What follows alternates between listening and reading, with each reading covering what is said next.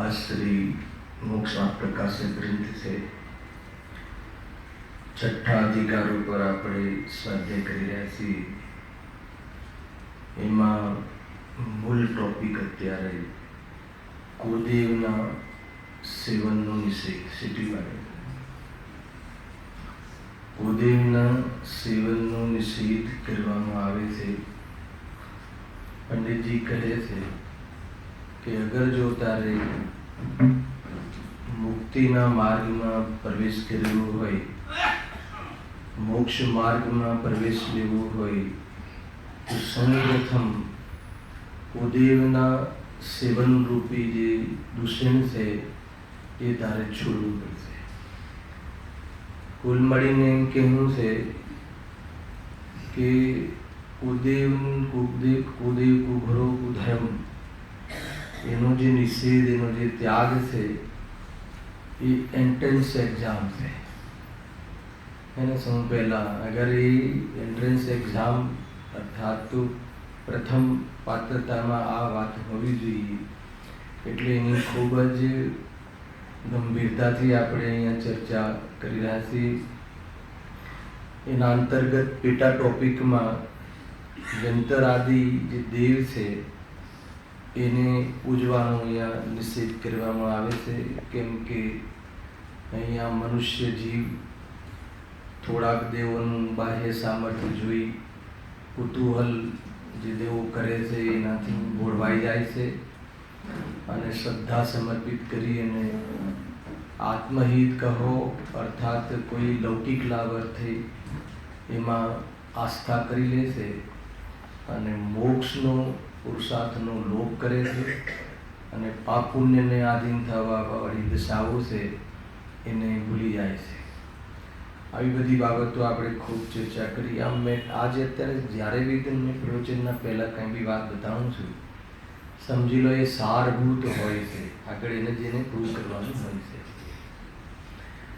ઘણીવાર એવો ખ્યાલ આવે જેમ કે હમણાં દર્શન કરતો હતો સિમંદર ભગવાનના ઉપર, તો મને એવો વિકલ્પ આવ્યો કે વિતરાગી દેવ ત્રણ લોકના નાથ અને સદા સદભાવ છે વિદીક્ષિત જેમનો એ મોક્ષ માર્ગના એકમાત્ર માર્ગદર્શક છે।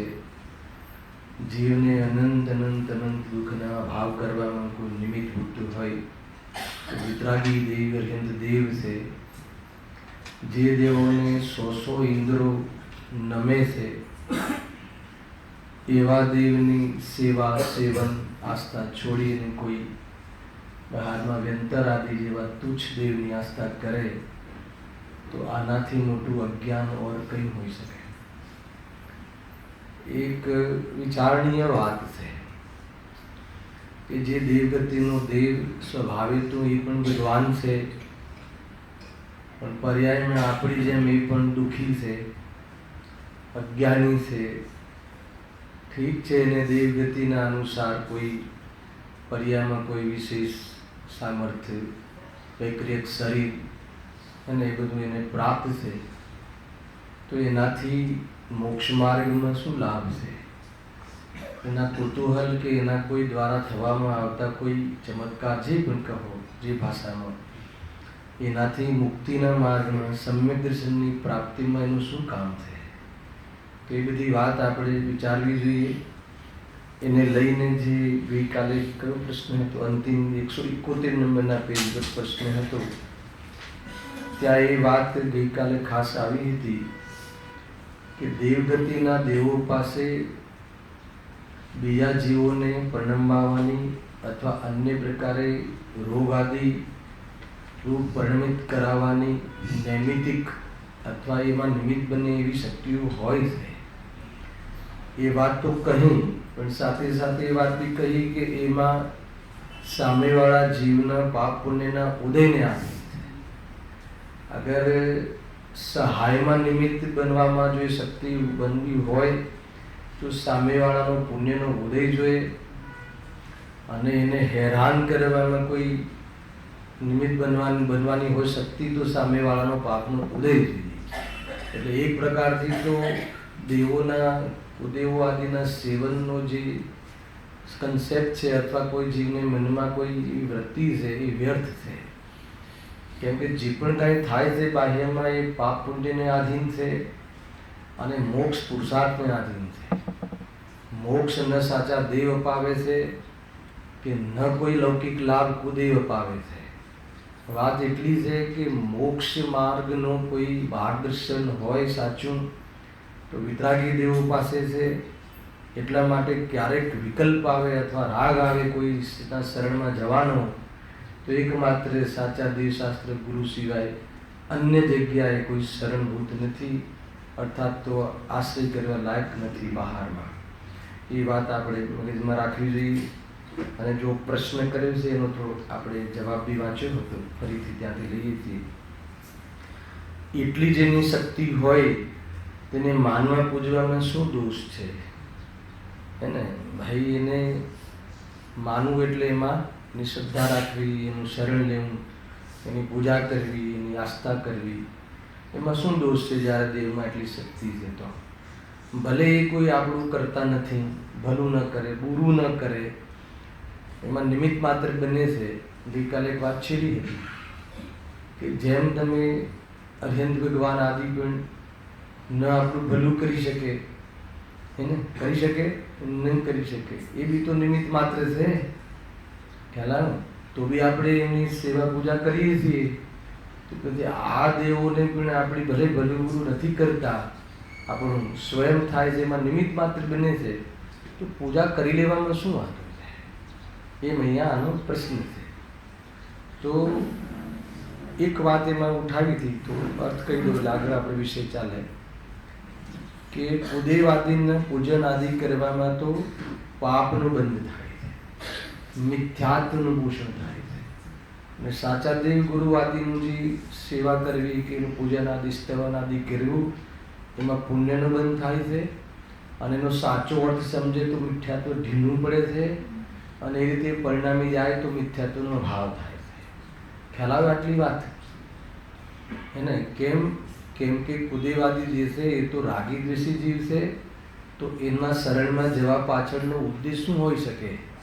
રાગની પૂર્તિ અથવા રાગનું પોષણ કરવું, અને અર્થાત તો બહારની જે પંચેન્દ્રિય વિષયની જે ભોગ આદિ પ્રવૃત્તિ છે એ પ્રવૃત્તિમાં અનુકૂળતા અર્થે આપણે એના શરણમાં જવાની વાત છે. કેમ કે એને મળવા પાછળ, એના શરણ જવા પાછળ, એની ઓળખાણ રાખવા પાછળનો ઉદ્દેશ કોણ રાખે, કોણ કરે? કે જેને રાગનું પોષણ કરવું હોય, એમાં તો રાગની વૃદ્ધિ છે, એમાં તો એટલા માટે જ જાય ને જેની પાસે જે હોય એને જે મેળવવું હોય તો એની પાસે હોવું જોઈએ. તો એની પાસે તો રાગ દ્વેષ છે, એની પાસે તો બહારમાં કુતૂહલ આદિ છે, તો એમાં તો બધી ભ્રમિત કરાવવાની ચેષ્ટાઓ છે એની પાસે. તો એની પાસે જવા પાછળનું પ્રયોજન આપણું શું હોઈ શકે? એને રાગ દ્વેષનું પોષણ છે, તો એનાથી પાપ થાય છે, મિથ્યાત્વનું પોષણ થાય છે, મોક્ષ માર્ગ દુર્લભ થઈ જાય છે. બહુ મોટું નુકસાન તો આ છે. બહુ આમ ખેદ વર્તે આપણને.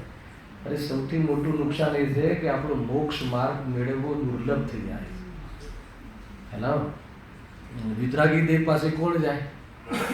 કે જેને વિતરાગ થવું છે, એને તત્વ અભ્યાસ કરવો છે, જેને આત્માને ઓળખવું છે.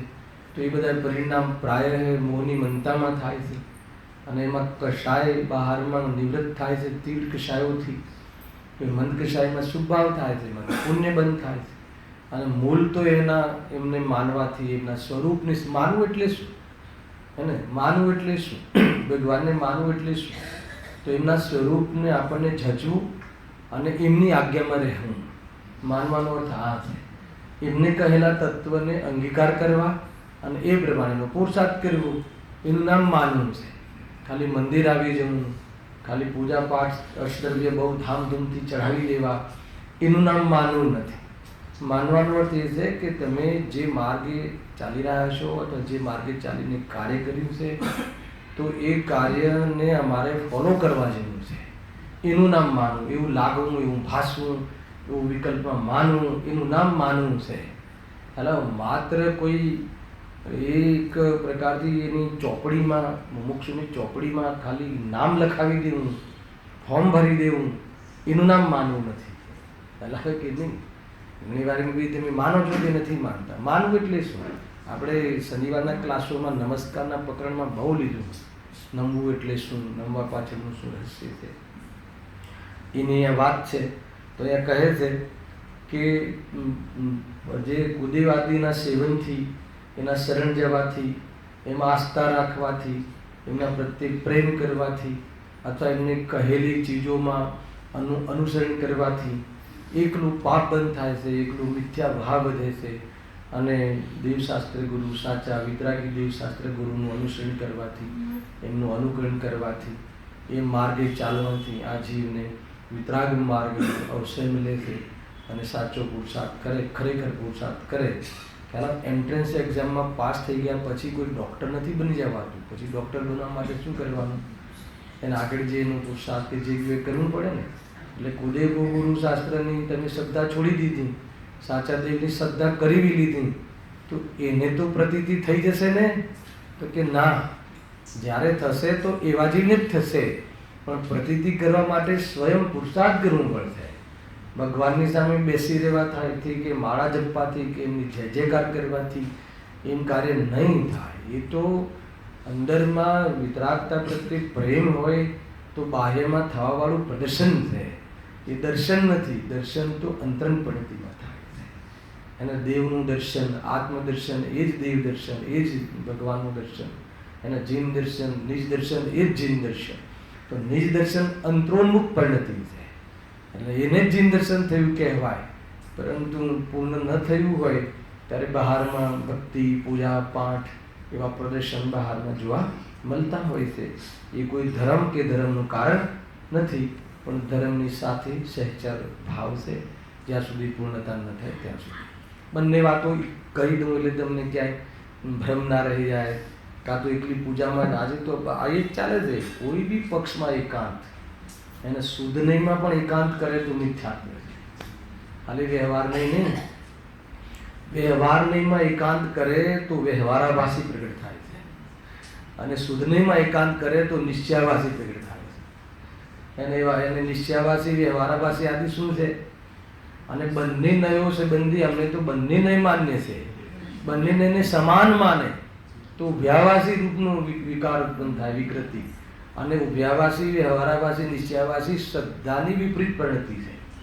એને કોઈ રાગ દ્વેષનો વિભાવરૂપ પરિણતિ નથી, શ્રદ્ધાની ભૂલ છે, એ આભાસ છે. ધર્મના નામે કઈ બધી બાબતો છે. ક્યારેક નહીં પ્રકરણ સ્પેશિયલ લઈશું આપણે, ત્યારે વિચાર ઓર વિશેષ કરીશું. જો આગળ વાંચી લઉં છું. પોતાને પાપનો ઉદય જો હોય તો તેઓ સુખ આપી શકે નહીં, પ્રશ્નના ઉત્તરમાં. તથા પુણ્યનો ઉદય હોય તો દુઃખ આપી શકે નહીં. વળી તેમને પૂજવાથી કાંઈ પુણ્ય બનતો થતું નથી, પણ રાગાદી રૂપ વૃદ્ધિ થઈ ઉલટો પાપ બંધ જ થાય છે. બરાબર છે? ત્યાં સુધી આપણે લીધું હોય. જો 15 મિનિટ તો આપણી જાય જ છે આગળના પ્રવચન માટે. આગળ, તેથી તેમને માનવા પૂજવા કાર્યકારી નથી. ખ્યાલ આવે કે નહીં? કોઈ કહે કે ચલો હે ભાઈ ભલું નથી કરતા, હે ને, પણ બુરું બી તો નથી કરતા ને. એવો એક પક્ષ લઈ લે અને એ પક્ષ લઈને એની સેવા પૂજા કરે તો અહીંયા શું કહે છે? પણ બુરું કરવાવાળા છે, હે ને, એ કોઈ કુદેવ આપણને પાપ પરિણામ કરાવે છે એમ નહીં, એમનું લક્ષ કરીને જીવ સ્વયં પાપ પરિણામ કરે. પહેલાં એ ધ્યાન રાખજો, કોઈ કુદેવ આપણને ફોર્સ કરે છે કે એવું નહીં, એની વાત નથી. કોઈ એના કારણે થાય છે એમ નહીં, કારણ કાર્ય નથી, એ નિમિત્ત કારણ છે. ઉપાદાન કાળ તો જીવનું સ્વયં છે, સ્વયંની ભૂલ છે, એ ખાસ ધ્યાન રાખજો. અને સ્વયંની ભૂલ છે ને એ મેસેજ આપણા માટે આપણા પક્ષમાં મને ખ્યાલ આવે છે નીતિનભાઈ, હું સ્વયં ભૂલ કરું તો હું સ્વયં સુધરી શકું, પણ મને બીજો કોઈ ભૂલ કરાવવા માટે કોઈ બીજું કારણ હોય તો ભૂલ સુધારવા માટે પણ કારણ બીજું થાય તો એ તો ક્યારે નહીં બને, સુધારવાનું ક્યારે નહીં થાય. એને કોણ ચાહે કે આપણે સુધરી જઈએ? ના ખ્યાલ આવે? જો તમને એમ ખબર નહીં પડે, અહીંયા જેટલા ફેમિલી બી છે ઘણા બેઠા છે એમાંથી કોણ ચાહે કે મારો દીકરો મોક્ષે જતો રહે? સુધરી જવાનો અર્થ એમ, અને મોક્ષમાં તો પછી જશે, અત્યારે મારી સેવા કર, અત્યારે સાથે રહીએ. અને કોઈ ચાહે અરે તીર્થંકરોની માતા પણ વિલાપ કરે છે, હે ને, વિદાય વખતે આવ્યું તો તમે જોઈ લો ઇતિહાસ.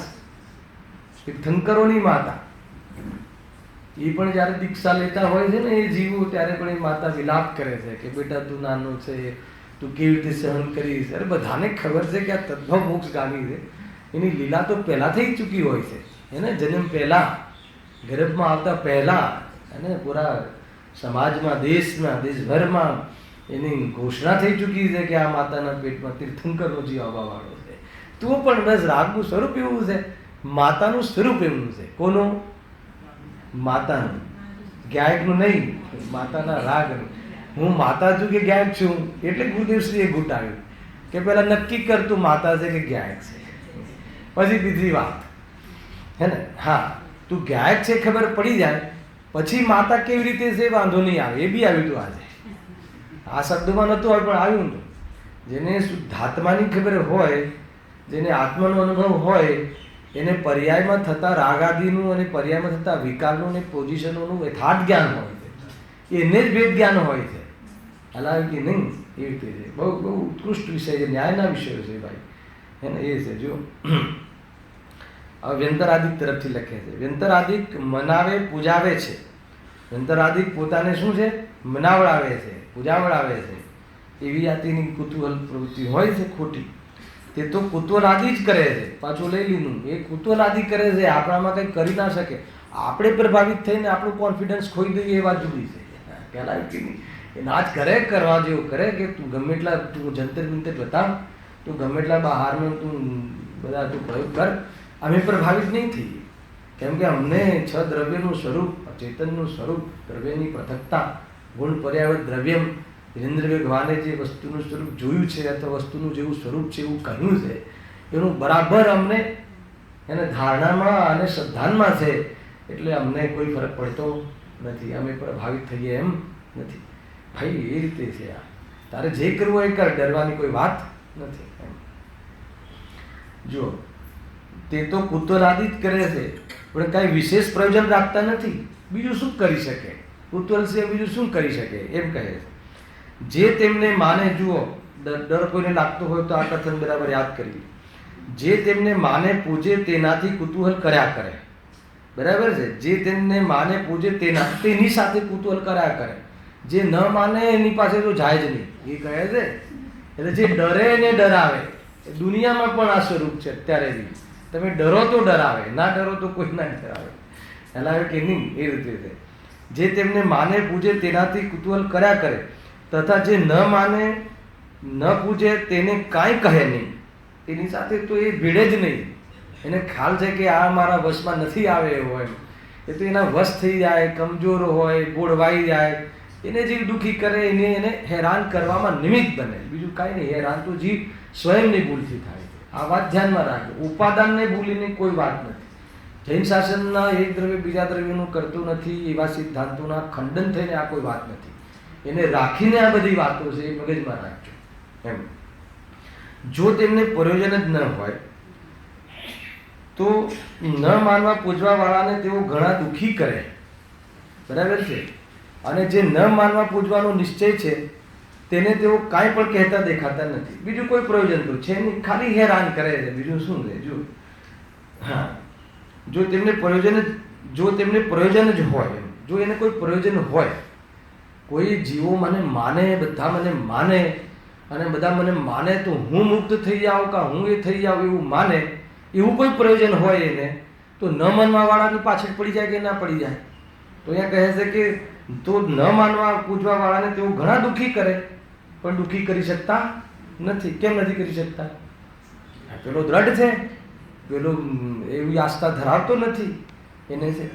પણ જેને ન માનવા પૂજવાનો નિશ્ચય છે, આવ્યું ને, જેને ન માનવા ન પૂજવાનો નિશ્ચય છે, દ્રઢ નિર્ણય છે, પૂરું હોશ હવાસમાં છે, તેને તો તેઓ કાંઈ પણ કહેતા દેખતા નથી.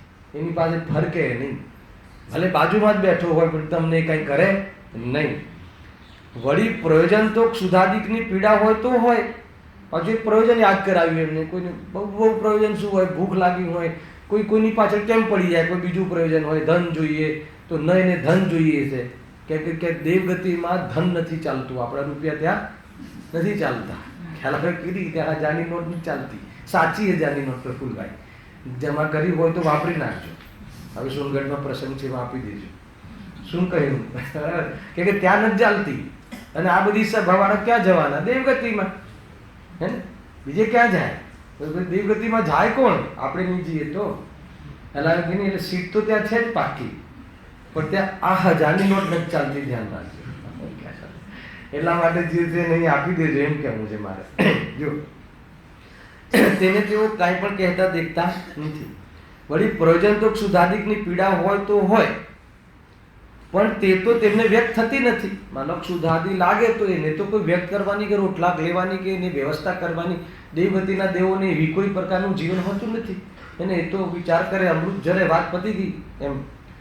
જો થતી હોય તો તેમના અર્થે નૈવેદ્યાદિક આપીએ છીએ, જો લોજિક આપે. જો નહીં તમે કહો કે નહીં થાય છે, તો અહીંયા કહે છે કે એમને નૈવેદ્યાદિ જે ધરાવે છે, લોકો જે બી ભોગ ધરાવતા હોય તેને તેઓ કેમ ગ્રહણ કરતા નથી? ખરા એ ગ્રહણ નથી કરતા તો કોણ ગ્રહણ કરે છે? તો એ જે વ્યક્તિ હોય એ ગ્રહણ કરે છે, હે ને? જે માર ખાય છે કોણ ખાય છે ખબર છે? આમ જ્યારે કોઈ એને કોઈ બીજો ફટકારે કે એવી બધી ચેષ્ટાઓમાં જે બી બહારમાં વિધિ ચાલે છે, ફટકારે તો એ ફટકાર કોને પડે છે? એના કે વ્યક્તિને પડે છે, દેવને તો કોઈ અડી ના શકે, ફટકારે નથી હોતી એને, વૈકૃત શરીર હોય છે. ખ્યાલ આવે ને? આપણને એમ લાગે કે આમાં ભૂતળું ઘૂસી ગયું છે, એને ફટકારીએ તો કે ઓલાને ફટકાર પડે છે, ઓલાને ફટકાર નથી પડતી, કે તને ખ્યાલ નથી આવતો, તું આવી બધી જાતની ચેષ્ટાઓ નહીં કર. ખ્યાલ એમ છે. જો હા, નૈવેદ્યાદિક આપીએ છીએ તેને તેઓ કેમ ગ્રહણ કરતા નથી? અથવા બીજાઓને જમાડવા આદિ કરવાનું શા માટે કહે છે? ઓર્ડર તો આપે તમને, શું કહે? બ્રાહ્મણોને જમાડો, નાતને જમાડો, આવા બધા ઓર્ડર આપે તમને. સમજી, આ તો જોયું ના હોય ને આપણને શું ખ્યાલ આવે? એને લખ્યું છે, કોઈનામાં પ્રેત આવી જાય ને માથે ચડી જાય તો પછી ઓર્ડર કરે, હે ને, કે હું આવ્યો છું, હે ને, જે આ નાતને જમાડીશું. ત્યાં પૂર્વમાં મેં જે મંદિર બનાવીને ગયો છું ને, ત્યાં બધા બ્રાહ્મણોને જમાડો, એવી બધી વાતો કર્યા કરે. પછી આપણે કરવું કે ના કરવું એ બતાવી દો ને. કાંઈ નહીં કરવું, કરશો તો બીજું કરાવશે. નહીં કરાવીએ, જ્યાં તારાથી થાય કરી લે. એકવાર કહી જોજો કોઈને આવતું હોય તો, હાલો ને, ચિંતા નહીં, નહીં તો મને મળજો, હે ને. આપણે કંઈ ફરક એમાં કાંઈ ના કરે, બહુ બધા ડરતા હોય છે. જો તેથી તેમની ક્રિયા કુતૂહલ માત્ર છે. આ પહેલા કીધું કુતૂહલ માત્ર કરે, પછી તમે એને વશ થઈ જાઓ કરાવડાવે.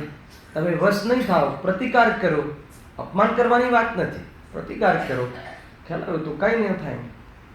અને પોતાને તેમને કુતૂહલનું સ્થાન થતાં દુઃખ જ થાય, હિંસા થાય, માટે તેમને માનવા પૂજવા યોગ્ય નથી. એનાથી તો દુઃખ જ થશે જો એના આધારે રહીશું તો. હવે એક ઓર પ્રશ્ન, અને સાદા સાદા પ્રશ્નો છે, કોઈ ખાસ વાત તો આગળ જે ક્ષેત્રપાલ આદિનું એક ચેપ્ટર આવવા વાળું છે, જો આજે આવી જાય તો ઠીક છે, નહીં તો આગળ. પ્રશ્ન એ વ્યંતરો એમ કહે છે, સાંભળો, વ્યંતરો શું કહે છે? ગયા આદિમાં પિંડદાન કરો તો અમારી ગતિ થાય, અમે ફરીથી આવીએ નહીં. એ શું છે? પ્રશ્ન છે. ગયા છે ને, ગયા નામનું સ્ટેશન છે ને, હશે એ વખતે એમના મગજમાં. પંડિતજી કહે છે કે વ્યંતરો આવે તો આવી બધી ડિમાન્ડ કરે. શું ડિમાન્ડ કરે? કે મારું ગયા આદિ તમે મને લઈ જાઓ અને ત્યાં પછી પિંડદાન કરો, હે ને, એનાથી પછી મારી ગતિ, હે ને, ગતિ થશે, સારી ગતિ થશે, અથવા આ ગતિ છૂટશે વ્યંતર આદિની. 10,000 તો મિનિમમ આયુ હોય. ક્યાંથી છૂટવાનું છે? દેવગતિનું આયુ કેટલું? મિનિમમ ઓછામાં ઓછું 10,000 વર્ષ અને વધારે 33 સાલ, હે ને? એટલી વાર તો કેટલી વાર અહીંયા જન્મ લઈને આપણે નીકળતા જઈએ. ખ્યાલ 50, 100 વર્ષના આવી જાય આપણે. ઓછામાં ઓછું તો 10,000નું આયુષ્ય બંધ થાય છે દેવગતિમાં પણ. જો શું કહે છે, તો ગયાદિમાં તમે લઈ જાઓ, પિંડદાન કરો, તો પછી અમારી ગતિ થાય, તો પછી અમે ફરીથી નહીં આવીએ. સાંભળજો શું કહે છે. મને આ વાંચતી વખતે એક વિકલ્પ આવ્યો કે એને ગયા જવું હોય, જ્યાં બી એને, જે કોઈ મુસલમાન હોય તો બીજે લઈ જવાનું, કે જે બી જે દેવ હોય તો એને જવું હોય તો એમાં એને આપણી શું જરૂર પડે? એ તો હવાથી તેજ ગતિ હોય છે, એને તો સેકન્ડોમાં જતો રહે. ખ્યાલ આવ્યો? માનો કે એને ગયા જવું જ હોય તો પછી એ જઈ શકે છે, પણ એને શું છે? હેરાન કરવું છે.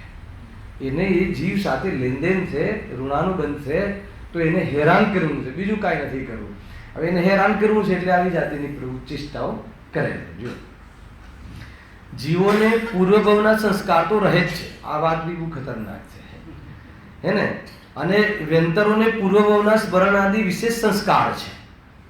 સ્મરણ રહેવું અને એ પ્રમાણેની આસ્થા રહેવી, એવા સંસ્કાર છે. તેથી પૂર્વભવમાં તેને એવી જ વાસના હતી કે ગયાદિકમાં પિંડાદી દાન કરતા ગતિ થાય. ખ્યાલ? પૂર્વભવનો કોઈ સંસ્કાર એને હોય છે. મેં લાસ્ટ ટાઈમ બી કહ્યું હતું કે ગ્રહિત મિથ્યા તો મુખ્ય રૂપથી કર્મભૂમિના મનુષ્ય ગતિને હોય, પણ કદાચિત કોઈ વાર તિર્યંજને કર્મભૂમિના અને ક્યારેક દેવગતિને આ વ્યંતરાદિમાં પણ એની અસર જોવા મળે છે. એટલો અપવાદ બી કહ્યો છે શાસ્ત્રમાં, એમ કહ્યું. તો પૂર્વભવમાં એવો સંસ્કાર કર્યો હોય, કોઈ જગ્યાએ પથ્થર, રોડનો પથ્થર લઈને મંદિર બનાવ્યું હોય, કોઈ વ્યક્તિએ મનુષ્યને પછી ત્યાં દેવ થયો હોય, એને મરી નિરંતર થાય, તો પછી એ બધા પ્રભાવ એને રહે છે. તો એ બીજી ગતિમાં પણ એને સંસ્કાર આ પણ હોય છે. તમે જો બાળકોમાં પણ જ્યારે એક જ માના પેટે ટ્વિન્સ જન્મ લે, 2, 3, 4 બાળકો એક સાથે જન્મે છે ને, તો એક સાથે જન્મે તો બી દરેકના સંસ્કારમાં ફરક હોય છે. એક ક્રૂર હોય છે, એક થોડુંક અને નરમાસ હોય છે, શીખવ્યા વગર. હજુ શીખવવાનું ટીચિંગ તો હજુ બાકી છે. 4 મહિનાનું બાળક, એને કંઈ શીખવાનું કોઈ અત્યારે નવામાં તો વાત નથી, તો બી એને અલગ અલગ ચેષ્ટાઓ હોય છે. તો એને પૂર્વના સંસ્કાર થોડા એને કામ કરતા હોય છે, એ નિરંતર આવ્યા હોય છે, તો એ પ્રમાણે વર્તે. નરકમાંથી આવ્યો હોય તો રમકડું આપો તો રમકડાને ચગદી નાખે, તોડી ફોડી નાખે. તમે જો એની માનસિકતા જોવી હોય તો. અને કોઈ આવે, કોઈ એવી સારી જગ્યાએથી આવ્યો હોય, કોઈ એવી ખોટી જગ્યાએથી ના આવ્યો હોય, આ તો સારી ખોટી તો આપણા ભેદ છે, બાકી ક્યાંથી મતલબ.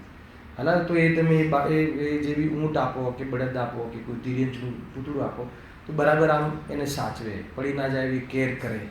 તો વગર શીખવે એવું કરે છે. એનો અર્થ શું છે? કે એ સંસ્કાર આગળના હોય છે. અને કોઈ એવું કરે તો તમે એને નારકી નહીં જોતા, હે ને? અને ક્યાંથી આવે એનું કાંઈ મહત્વ નથી. અને હવે આવી ગયો છે એ બહુ મહત્વની વાત છે. તો વળી પાછું એક બીજું ભૂત પૂછી જાય કે આ નારકી છે, નરકમાંથી આવ્યો ને ક્યાંથી બી આવ્યો, અહીંયા આવવાનું કે પુણ્ય તો બાંધ્યું છે કે નહીં, અને સાચા દેવશાસ્ત્ર પૂર્ણ શરણમાં આવ્યો છે, બહુ થઈ ગયું. ક્યાંથી આવ્યો એનું મહત્વ નથી, ક્યાં જવાનું છે એનું બી થોડુંક મહત્વ છે.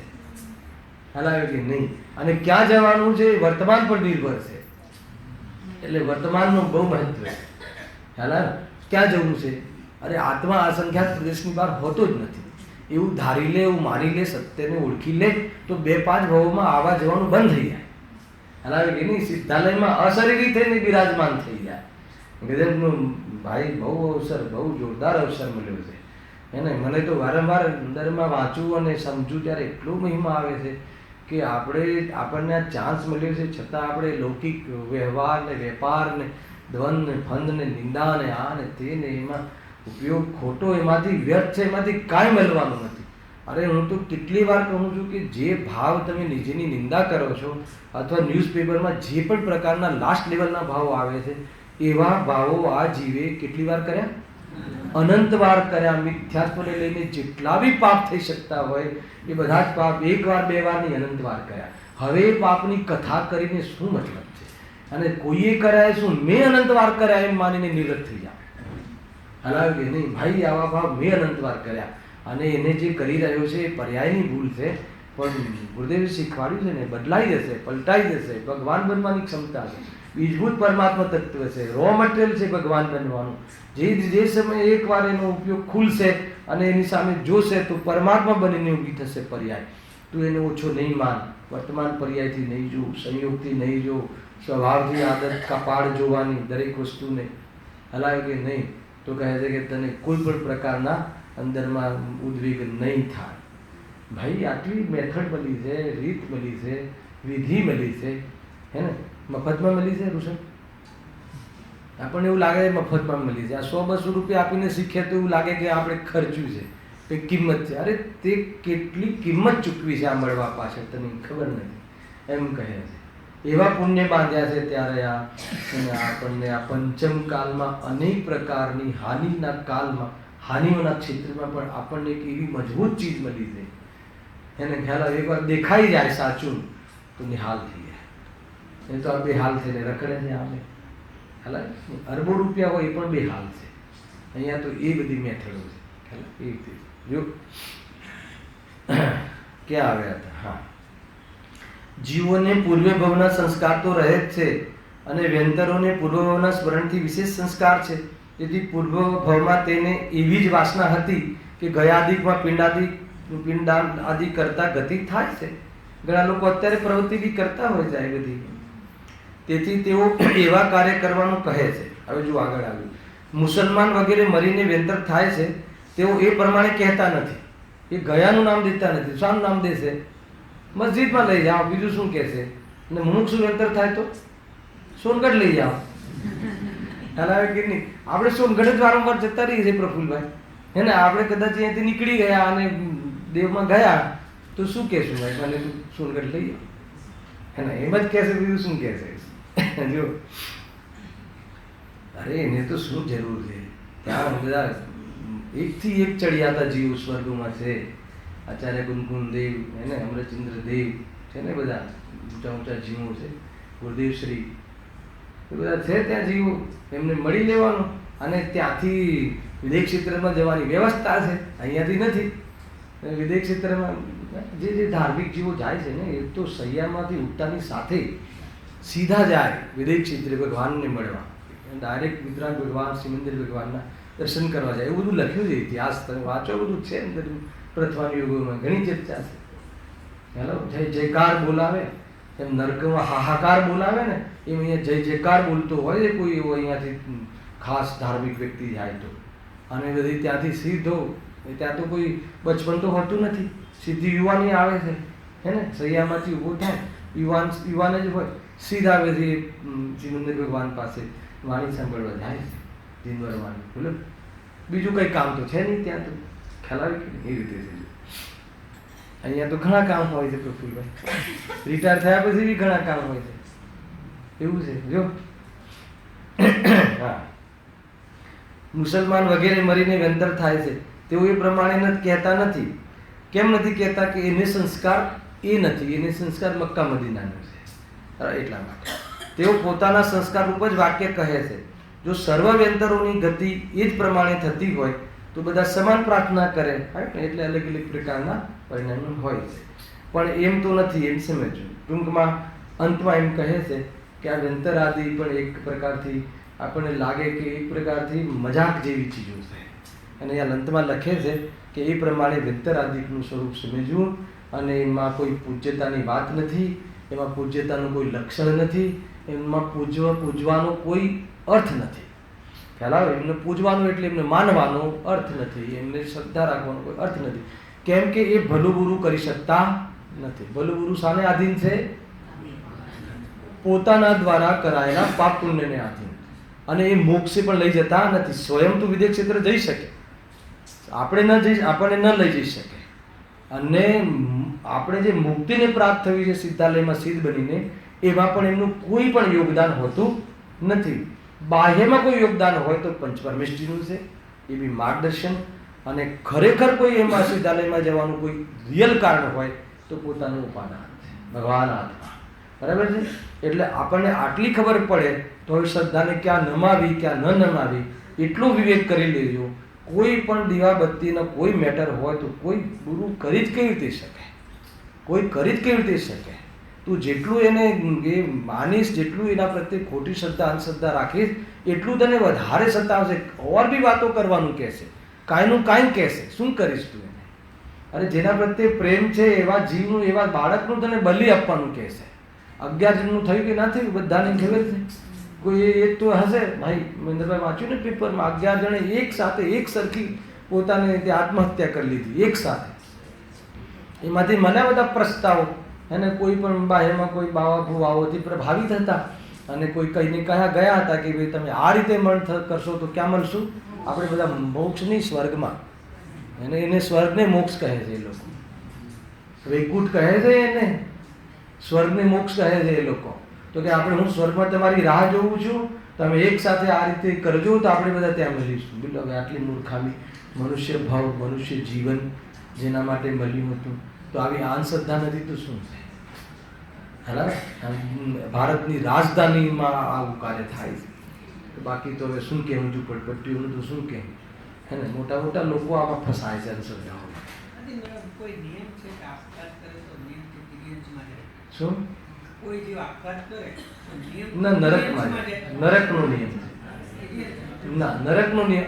આત્મહત્યા અગર પૂર્વમાં એને આવી બદલી પોતે બીજો કરે નહીં, જીવ પોતે હા, પોતે આત્માની હત્યા, પોતે આત્મહત્યા કરે, સુસાઇડ કરે તો નરકમાં જાય છે. નરકનો બંધ થાય છે એને, અગર પૂર્વમાં ના કર્યો હોય તો. હે ને? આ જે સૈનિક રાજા સુસાઇડ કરેલું ને, તો ક્યાં ગયા? હેલા, જો એમને એક છોકરો સમ્યક દૃષ્ટિ અભયથી અને એક છોકરાએ તો પરેશાન કરી નાખ્યા. હેલા, સુસાઇડ કરી લીધું, શાહિક સંકીથી. સમજમાં આવે છે કાંઈ? અને એમ કે આ એટલા માટે કે છોકરો તો છોડવા આવતો હતો, એમને છોડાવવા માટે આવતો હતો, પણ એની ચેષ્ટાઓ પહેલાંની જોઈને એમ થયું કે આ મને મારશે તો સમાજમાં બદનામ થશે, ધર્મ બદનામ થશે, એના કરતાં હું જ પ્રાણનો ત્યાગ કરી દઉં. નરક ગયા. પૂર્વમાં બંધ થયો હતો એટલે ગયા. બાકી સમ્યક દૃષ્ટિ સ્ત્રી પર્યાય, નારકની પર્યાય, તિર્યંશની પર્યાય, અને નપુસંક એવી જાતિની પર્યાયો એમને, જે ભવન આંતરિક દેવ, જે ભવનવાસી વ્યંતર આદિ થતા નથી. વ્યંતર આદિમાં નિયમથી મિથ્યા દ્રષ્ટિ ઉતરે છે. પછી ત્યાં એ સમ્યક દર્શન કરી લેવા જુદી છે, પરંતુ મિથ્યા દ્રષ્ટિ જીવ ત્યાં, સમ્યક દ્રષ્ટિ ત્યાં ન ઉપજે.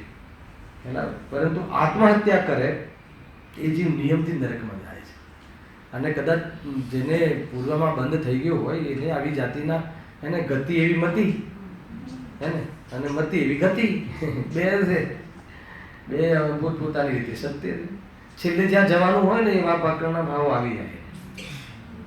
અને છેલ્લે છેલ્લે મરણ સમયે ઘણા લોકોના ભાવ આપણને ખ્યાલ આવે, પોતે કહેતા હોય છે કે એવું જવાનું છે, બધા શાંતિથી સ્વાધ્યાય કરજો, કોઈ આ પ્રમાણેનું કોઈ, તો એને ખ્યાલ આવે કોઈ સારી ગતિનો જીવ છે, આ કોઈ જે ગતિમાં જશે, ખ્યાલ આવે ને એ રીતે.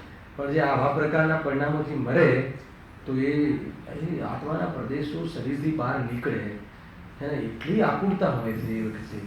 અને એકત્વ બુદ્ધિ તો ખતરનાક હોય છે. જ્યારે મિથ્યાત્વ એટલે શરીર છોડવું પડે, તો એ વખતે તમે વિચાર તો કરો કે કઈ કશાય હાવી થઈ ગઈ કે જેને મરણ જેવું જે દુઃખદ અવસ્થા પણ એને કોઈ ઇગ્નોર કરી નાખી. તો કશાય મુખ્ય છે, કોઈ કશાય આ ને ઓલી કશાય, કોઈ ભ્રમ ગ્રહિત મિથ્યાત્વ માથે ચડી ગયું. જુઓ તો ખરા કેવી બધી સ્વરૂપ હોય છે વસ્તુનું. જો હા, એ પ્રમાણે વ્યંતર આદિનું સ્વરૂપ સમજ્યું. હવે એક ઓર નવી વાત કરે છે, અને પછી સિદ્ધિ ક્ષેત્રપાલ આદિની સેપરેટ ચર્ચા કરી છે પંડિતજીએ. કેમ કે બહુ જે જીનોરિઝમ, જે જૈન લોકો છે વર્તમાનમાં, એ આનાથી બહુ પ્રભાવિત છે. ક્ષેત્રપાલ પદ્માથી ચોખ્ખું લખ્યું કે એમને પૂજવાનો નિષેધ છે. ચોખ્ખું એમને હેડિંગ બનાવ્યું છે કે એ પૂજવાનો નિષેધ છે, અને કેમ નિષેધ છે એની ચર્ચા એમાં આપણે ત્યાં જઈને વિશેષ કરીશું. બહુ સુંદર ચર્ચા, અદભુત ચર્ચા છે. જો અહીંયા આવ્યો ઓર દેવોનું પકડ ચાલે છે ને, તો ઓર સૂર્યચંદ્ર આદિ. સૂર્યચંદ્ર આદિ શું છે? દેવોના વિમાન છે. એના દેવ ગતિના જે દેવ છે ચાર નિકાય, એમાં એક આ જ્યોતિષી આદિ જે દેવ છે, જે આજે સૂર્ય આદિ, એ દેવો પણ એમાં જે સૂર્ય દેવ નથી, સૂર્ય તો વિમાન છે, એમાં દેવ વસે છે. અને એમાં અસંખ્યાત જિનાલયો છે. ખ્યાલ આવે કે નહીં? કોઈ મતિશુદ્ધ જ્ઞાની, કોઈ વિશેષ તેનું મતિશુદ્ધ જ્ઞાન હોય, ચક્ષુ ઇન્દ્રિય આદિ, જેમ કે આમનું ચક્રવર્તી આદિનું, તો અહીંયાથી બી એ મંદિર દેખી શકે છે. એટલે કોઈ ચક્રવર્તી નમસ્કાર કરતા હશે એમની ત્યાં ઉપર ઘાસીમાં જઈને, તો કોના નમસ્કાર કરે? સૂર્યના, સૂર્યદેવના. ત્યાં જિનેન્દ્ર જે ભગવાન બિરાજમાન છે, સંખ્યાતજીના લય છે, એને નમસ્કાર કરે છે. તો લોકોએ સૂર્યને નમસ્કાર કરવાનું ચાલુ કરી દીધું. તો એક રીતે થયું હશે, આ તો અંદાજ છે. જલ ચડાવવાનું આ છે ને, એ બી એક વિજ્ઞાન છે કે જ્યારે સૂર્યના જે પ્રકાશના કિરણો છે ને, એન્ટીબાયોટિક હોય છે. એમાં પણ જે રેઝ હોય છે ને, એ રેઝમાં એ પ્રકારની વિજ્ઞાનની શક્તિ હોય છે. તો એમાં તમે આમ પાણી ઝારો અહીંયા, એમાંથી જે આવે કિરણ અને આંખને મળે તો એ નિમિત્ત તરીકે આંખમાં એને અનુકૂળતા મળે છે. એટલા માટે હતી વાતો. પરંતુ આ તો ધર્મ સાથે જોડી દીધી. જો આ એક તમને વાત કરું કે હિન્દુસ્તાનની જે માટી છે એમાં અજબ ગજબની એક વાત છે. હાલો, કે કોઈ બી ચીજ જ્યારે કોઈને કરાવવું હોય ને તો એને તમે ધર્મ સાથે જોડી દો, હે ને. તો આ એક જબરદસ્ત ટેકનિક છે. તો લોકો બિંદાસ કરશે. અરે તમે સામાન્ય આપણી વાત કરું, માનો કે અહીંયાથી કોઈ બી હું કોઈને, અહીંયા તો એવું કોઈ નહીં હોય, પણ એક ઉદાહરણ છે કે હું એમ કહું કે ભાઈ ઉપર જે આ બધી 25-50 જીનવાણી છે ને, તમે જરા ઉપર લઈને મૂકી દેજો. તો એક વાર તો એ કહેશે કે મને શું કામ કહો છો? એ પૂજારી પણ છે, એ માણસ પણ છે, હેલા. પણ એને તમે મહિમા મંડળ કરી દો, હેલા. એને એમ કે બરાબર એને સજાવો અને પછી એક એની મહિમા કરો કે જીનવાણી એક જ એવું અત્યારે શરણ છે અને એના બિરાજમાન કરવાની છે, હલાવ્યું કે નહીં. એમ વ્યવસ્થિત એને એનો એક પ્રોગ્રામ રાખો, ઇવેન્ટ રાખો. તો 51 લાખ રૂપિયા આપીને અને 3 કલાક હાથી પર બેસીને તડકામાં ફરીને ઉપર લઈ જશે. મને એ નથી સમજાતું કે જીનવાણી તો જીનવાણી છે, એ જ જીનવાણીને વિનયથી વગર જુલુસે ઉપર લઈ જવામાં વિનય નથી. ખ્યાલ આવે કે નહીં મારી જે કહેવાની જે કન્સેપ્ટ છે? મને આ બધા વિચારો બહુ આવે ક્યારેક કે આ કેવી રીતે છે. આપણને જ્યારે એને કોઈ અહીંયાથી એનાઉન્સ કર્યું અને એનો મહિમા બરાબર કરી દીધો અને ધર્મ સાથે જોડી દીધું કે ભાઈ તે પાપ તો બહુ કર્યા છે, પૈસા ખોટી જગ્યાએ તો બહુ ખર્ચ્યા છે, તમને લાવવો છે, આ છે, તે છે, એના વિદ્વાનોને પણ સોંપી દેતા હોય છે કોઈ. તો બધી એ જે દિવસે પૈસા લેવાના હોય એ દિવસે બરાબર હોય તો પછી એ જીનવાણી માથે રૂકી મૂકીને બાજુના વેવાઈઓને બોલાવીને બરાબર સાથે બધું ફરે. એમાં બી શુદ્ધિ છે, નથી કહેતો જીતુભાઈ, પરંતુ કોઈ સહજ રીતે તમને કહે કે લઈને જાઓ તો કેમ, એમાં શું પ્રોબ્લેમ? એટલે જીનવાણી માતા છે, હલાવે કે નહીં. અરે કોઈ ના જોવે ને તમે આવ્યા હોય ને ગમે એમ પડી હોય તો સરખી કરી દેવી જોઈએ. એમાં કોઈના કહેવાની રાહ ના જોવી જોઈએ. વિનયની વાત છે, બાહ્ય વિનય, અંતરંગ વિનય તો એમાં કહેલું સમજવું ઉતારવું એ છે, હલાવે કે નહીં. પણ એમાં બાહ્યમાં પણ એવી જાતિની એના પ્રત્યેનો આપણો અભિગમ હોવો જોઈએ, હલાવે કે જે શીખવું હોય એની આ બધું જ છે. મહેન્દ્રભાઈ, અધ્યાત્મ શીખવું હોય ઊંચું તો પણ છે. તમે એકલું આત્માની વાત નહીં કરો. એકલી આત્મા કરવાથી કંઈ નહીં થાય. અને જેને આત્મા ગમે છે એને આત્મા કહેનારી જે ચોપડી બી હોય, સામાન્ય એક પાનું બી હોય, એક શબ્દ બી હોય, તો એને એમાં અંદરમાં વિનય હોય છે. એવું નથી હોતું કે કાંઈ બસ એ તો જડની ક્રિયા છે અને એ તો આશ્રવ ભાવ છે ને એ તો ખબર છે બધું છે, હેલા. પરંતુ તું એ છોડીને સ્વરૂપમાં જતો હોય તો છે, બાકી એ છોડીને જાય છે તો પાપોમાં. તો આ કર્મ આ બરાબર એમ હલાવે કે નહીં. તો આ બધી બાબતો પણ છે. હેલા, મને એવું લાગે કે દશલક્ષણ પર્વમાં બી આવા પ્રવચનો થવા જોઈએ. હેલા, અહીંયા તો આ તમારે આપણી બધામાં તો આ બધા દૂષણો છે નહીં, એટલે અહીંયા કહીને શું ફાયદો પ્રભુ? કોઈને એવું થતું હશે કે તમે કોઈ ઓર આત્માની વાત છેડો, આ છે તે નહીંની વાત કરો. ભાઈ, જીનવાણીની હર વાત શિરોમોર કરવી જોઈએ. હર વાત સામાન્યમાં સામાન્ય વાત કોઈ સામાન્ય હોતી જ નથી. ગુરુદેવજી એક વાક્ય બોલે છે, ભાષા તો સરળ છે પણ ભાવ ઝીણા છે. આવે કે એ વાત છે ભાઈ. ભાષા તો સારી બહુ સરળ છે, વાત તો બહુ સાદી છે, પણ એની પાછળનું જે મર્મ છે, એમાં જે પહોંચાડવી છે વાત જીવની પાસે, એ સામાન્ય નથી. હાજી ભાઈ, આ સમયમાં આવે છે જો વાંચીએ છીએ. જો આ બધી છે ને, આ એકવાર મેં કહ્યું તો એના પ્રયોજનમાં પેલું તુલસીનું ઝાડ છે ને, એ તુલસીના જે પાના કે એને હવા જાય ને, એ પર્યાવરણ માટે બહુ મહત્વપૂર્ણ કાર્ય છે. અને એના પાન ઔષધિમાં બહુ ઉપયોગી હોય છે. તો દરેક ઘરમાં એક ઝાડ હોવું જોઈએ. અહીંયા તો હવે ઘર બી ના રહ્યા, ગામડાઓમાં હતું.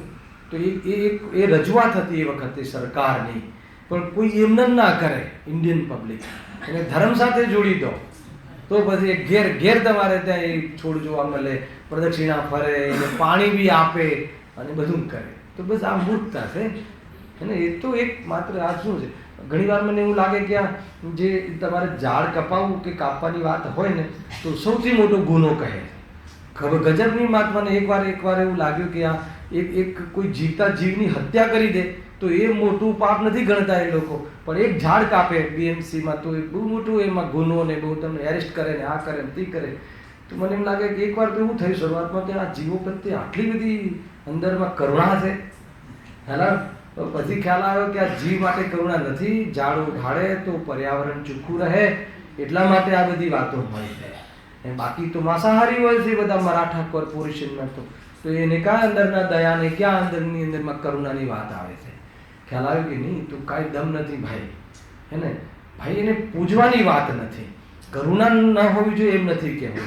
જેવી જીવો છે, તિર્યન છે, એકિદ્રિય છે, એના પ્રત્યે કરુણા દયા આવે એ તો નૈતિકતા છે, એ તો વાસ્તવમાં ગ્રસ્ત જીવનની એક જીવનની શૈલી છે, પરંતુ એ પૂજ્ય નથી. આપણે એને પૂજી નાખ્યા. જલથી જીવન છે તો જલને અર્ઘ ચડાવી દીધો. જલનો અર્ઘ નહીં, જલને અર્ઘ ચડાવી દીધો. સમજ આવે કે ભાઈ? બહુ બધી બાબતો છે. તમે આખો દિવસ ચલાવો તો કેટલી બી બાબતો આમાંથી નીકળશે. એમ લાગશે કે મૂર્ખતા કેટલી છે, અજ્ઞાનતાનો તો કોઈ પાર નથી. પાગલપન છે, જીવને માથે ચડેલું રહે છે. ખરાબ કે નહીં? એક વાર માની લો કે એક વાર એક ભાઈ મેચ જોતા હતા તો કહે કે હું જ્યારે નજીક જાઉં છું ને તો પ્લેયર આઉટ થઈ જાય છે, તો દૂરથી જોઉં છું તો રમે છે. આવી આસ્થા થઈ ગઈ એને. હવે ખોટી આસ્થા પરદ્રવ્યમાં કઈની કઈ કલ્પના ને કઈની કઈ આસ્થા. હે ને આજે ફલાણા મતલબ એ સવારે ઉઠીને જીનવાણીનું મોઢું જોવું ને પછી મેચ જોવું તો ઇન્ડિયા જીતી જાય છે, તો એની સાથે એમ કનેક્શન કરી નાખે. આ ખરેખર અંદરમાં એને ફિલિંગ હોય, ભલે બોલતો ના હોય, જીતતું હોય. અને તમને એમ લાગતું હશે કે આ બધી વાતો અરે આ હોય છે, તમે એકવાર જોજો, પોતાને ટટોલજો અંદરથી. ખ્યાલ ને એ રીતે છે. દીકરીને તો શું કહે છે? લક્ષ્મીનો અવતાર. હેલા દીકરી થાય ઘરમાં તો કે ભાઈ લક્ષ્મી આવી. એ શું છે લક્ષ્મી આવી? શું કાંઈ કોઈ ક્યાંય ને ક્યાંય જૂની, તમને એમ લાગે તો જૂની ભાષા ચાલે છે ને એટલે અમે બોલીએ છીએ, પણ એવું છે નહીં. અરે અમે તો લક્ષ્મી શું, અમે તો ભગવાન આત્મા માનીએ છીએ ને. એ એટલી નીચી વાત થોડી જોઈએ એને. અમે સમજમાં આવે છે કે નહીં? કઈ બધી બાબતો છે. જો વળી સૂર્ય ચંદ્ર ગ્રહાદિક જ્યોતિષને પૂજે છે તે પણ ભ્રમ છે. સૂર્યાદિકને પણ પરમેશ્વરનો અંશ માની પૂજે છે, પણ તેમનામાં તો એક પ્રકારની અહીંયા પ્રકાશ હોવું જોઈએ, પણ તેમનામાં તો એક પ્રકાશની જ અધિકતા ભાસે છે. પ્રકાશ કરી નાખજો, બરાબર? હવે પ્રકાશમાં તો અન્ય રત્નાદિક પણ છે. સૂર્ય પ્રકાશ આપે છે તો એનાથી શું થઈ ગયું? ના એ જીવન. અરે એ જીવન કાંઈ નથી હોતું. પ્રકાશથી જીવન છે, પાણીથી જીવન છે, અગ્નિથી જીવન છે, રોટી કપડાં મકાનથી જીવન છે. તો કે તે તારા જીવનની જે બધી હે ને ડેફિનેશન છે ને આ બધી કરી છે. અને જીવત્વ શક્તિથી જીવન છે, ચૈતન્ય શક્તિથી વાસ્તવમાં જડ થતું નથી. આત્મા ત્રણેય કાળે અસ્તિત્વ શક્તિથી રહે છે, અને એવી અપાર શક્તિઓનો હું પિંડ છું, અને એવો હું છું. એવા બધા જ જીવી પ્રમાણે છે. દરેક દ્રવ્યમાં જળ હોય કે ચેતન હોય, અનંત ગુણોનો સ્વામી છે પોતપોતાના. કોઈ જગ્યાએ કોઈ દ્રવ્ય પંગુ નથી કે મારે કોઈની જરૂર પડે કે મારે તેથી કોઈનું કાર્ય થાય, એવી વ્યવસ્થા નથી. મજા કર નિર્વિકલ્પ થઈને. ખ્યાલ કે નહીં ભાઈ? મને આજે સવારે બહુ વિશેષ પરિણામ આવતા હતા ભગવાનની સામે જ્યારે દર્શન કરતો હતો. હેલા તો મને એમ લાગે કે આ ભગવાન આત્માથી આપણે કેટલા દૂર છીએ. દૂરી કેટલી છે? વિકલ્પ જેટલી. હેલા એ તો કહેવાની વાત છે. વિકલ્પમાં રહીએ છીએ એટલે દૂરી છે, બાકી દૂરી જ ક્યાં છે? હું સ્વયં છું, છતાં પણ જે એનું મિલન થતું નથી, એ મિલનમાં કેટલી દૂરી છે? હે ને? બસ એક વિકલ્પ તૂટે તો નિર્વિકલ્પ દિશા જે પ્રગટ થાય તો એને સ્વરૂપની પ્રાપ્તિ થઈ ગઈ. બોલો ના, પછી પેલી મુનિ દશા ને એ બધું ચિંતા નહીં કર, બધા સ્ટેજો આવશે. હે ને? એ બધું ઓટોમેટિક છે. પુરુષાર્થ અહીંયા છે. નિર્વિકલ્પ દશા, વેદ જ્ઞાન કરીને તું આત્માનો અનુભવ કર. વિકલ્પ વાસ્તવમાં દેખો જે સંયોગો છે ને એ અકિંચિત કરે છે, અને વિકલ્પ અનર્થકારી છે. શું કહ્યું? બે વસ્તુ બરાબર ધ્યાન રાખજો. આ બધા સૂત્રો છે. હે ને સંયોગો તો અકિંચિત કરશે, છોડી દે તું બાહ્યમાં ગમે એટલો મોટો ખોટો હોય, કાંઈ નથી, બધા ખોટા જ છે. જ્ઞેય છે હે ને, અને પરિણતિમાં જે વિકલ્પ છે એ શું છે? અનર્થકારી છે. એ વાસ્તવમાં તને બરબાદ કરે છે તારા ઉપયોગને. અને એવી પાછો મિથ્યાત્વ સહિતના વિકલ્પો, એકત્વ બુદ્ધિપૂર્વકના વિકલ્પો, એ વિકલ્પો તો કે તને તારાથી દૂર રાખે છે, તને તારામાં જવા નથી દેતા. તને તારામાં એટલે શું? તને એટલે વર્તમાન ઉપયોગ, અને તારામાં એટલે ભગવાન આત્મા. અને વર્તમાન ઉપયોગને ક્યાંય ને ક્યાંય બરબાદ કરી નાખે છે આ એ રીતે જો. હા, અહીંયા શું કહે છે કે તેનામાં અન્ય કોઈ એવું લક્ષણ નથી, કોઈ લક્ષણ નથી બીજું. પૂજવા જેવું શું લક્ષણ છે? વિતરાગી છે સૂર્ય, એ તો વિમાન છે, જળ છે, એમાં રહેવા વાળો દેવ કોણ છે? હલાવ્યો કે નહીં? દેવગતિનો દેવ છે, જીવ છે, એ બી વિતરાગી નથી. હે ને, દેવગતિના દેવો પૂજ્ય થોડી છે, અસંયમી છે, કે જેથી તેને પરમેશ્વરનો અંશ માનીએ એવું એક લક્ષણ તો બતાવ. વિતરાગી હોય, સર્વજ્ઞ હોય, હિતોપદેશી હોય, એવું એક લક્ષણ તો બતાવ કે જેને અમે પૂજીએ. તો કે એવું એક લક્ષણ પણ નથી. ચંદ્રમાદિકને પણ ધનાદિની પ્રાપ્તિ અર્થે પૂજે છે. આ કેટલા ભૂત છે બોલો. પણ તેને પૂજવાથી જો ધન થતું હોય, આ બહુ સરસ લોજિક આપે છે, વાત બહુ સામાન્ય છે પણ માર્મિક છે. જો તેને પૂજવાથી જો ધન થતું હોય તો સર્વ દરિદ્રી એ કાર્ય કરે છે. ખ્યાલ આવ્યો કે નહીં? તો કોઈ તો થતું નથી. આ પેલા જાય છે ને તિરુપતિ, હે ને, મુંડન કરાવીને આવે અને ઘરના દાગીનાઓ નાખીને આવે, શું થાય એનાથી? તિરુપતિ જઈને આવે, બધા કરોડપતિ થાય છે રાજુભાઈ? થાય છે, જોયું છે? નથી થતું ને. તો પછી એ કેવી? અને જો બધા થતા હોય તો દુકાન મકાન શું કામ જાય? દુકાનમાં શું કામ જાય? અમેરિકા ભણવા શું કામ જાય? હે ને, એટલા બધા લાંબે બધું કરવા શું કામ જાય? તિરુપતિ નજીક છે, ત્યાં જઈને બેસી રહે તો થઈ જાય, પછી અમીર થઈ જાય. તો કે એમ નથી થવા. અરે તું બાહ્ય જે ઉપાય કરીને થવાય છે એ ઉપાય તો કરતો નથી લૌકિક દ્રષ્ટિએ બી, અને તું કુદે પાસે બેસી રહેશે અને તને કોઈ વિદ્યાથી ધન મળી જશે એમ છે નહીં. ખરેખર તો પુરુષાર્થથી પણ નથી મળતું, બહારમાં પુણ્યના ઉદયથી મળે છે. અને પુણ્ય સ્પેશિયલ કરવામાં નથી આવતું. આત્માના અનુભવની મુખ્યતાથી થવાવાળા પુણ્યમાં એવી સાતી સહિતા આવે છે કે આત્માનો પુરુષાર્થ રહે છે અને બાહ્યમાં મફતમાં મળતું રહે છે. અને મળે છે એને એનો મોલ નથી હોતો, મળે છે એને એની કિંમત નથી હોતી. આત્મદ્રષ્ટિ આત્માર્થી જીવોને એની કિંમત નથી હોતી, અને જેની એની કિંમત હોય છે એને મળતું નથી. હાલા કેવું શું છે આખિરકાર? તું 12મા પ્રયાસ છોડી દે, આત્મકલ્યાણને સાધન કર, આત્માને સાધ, આરાધના કર, આત્માની અનુભૂતિ કર, સ્વરૂપમાં લીનતાનો ઉપાય કર. બાકી બધું જૂઠું છે, ખોટું છે. જો તેથી એ પણ મિથ્યા ભાવ છે. વળી જ્યોતિષના વિચારથી ખોટા ગ્રહાદિક આવતા તેનું પૂજન આદિ કરે. સાંભળજો હવે આ થોડી 5-7 મિનિટ છે, એમાં અંતિમ વાત કેટલી જોરદાર છે. જુઓ, આમાં કદાચ કોઈ આપણે ગોઠવાયેલા હોય તો ખ્યાલ આવે ને. વળી જ્યોતિષના વિચારથી ખોટા ગ્રહાદિક આવતા તેનું પૂજન આદિ કરે છે. કોઈ જ્યોતિષ કહે કે તને મંગળ નડે છે, શુક્ર નડે છે, અત્યારે મંગળ વિફર્યો છે, કે આ થયું છે, નારાજ છે, અને આ ગતિમાં છે, આ ગતિમાં નથી. ખ્યાલ છે કોઈ ખબર નથી એને? તો સાંભળો, અને અત્યારે મંગળ એની ગતિમાં છે, બરાબર ગતિમાં છે, એટલે તમારે બધું સીધું પડવાનું છે. સીધું ના પડે તો મંગળ થોડો હટ્યો છે, ડાબી બાજુથી નીકળી જાય છે. આ બધું કહે છે ગ્રહો, લખ્યું છે આમાં. મને બી ખબર નથી આમાં લખ્યું છે.